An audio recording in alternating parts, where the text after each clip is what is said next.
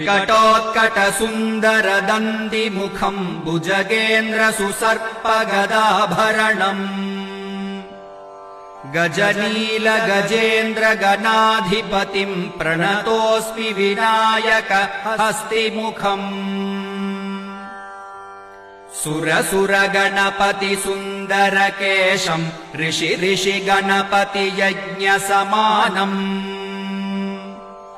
भव भव गणपति पद्मशरीरम् जय जय गणपति दिव्य नमस्ते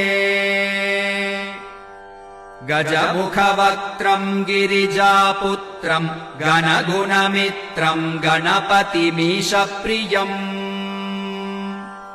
करधृतपरशुम् कङ्कणपाणिम् कबलितपद्मरुचिम् सुरपतिवन्द्यम् सुन्दरनृत्तम्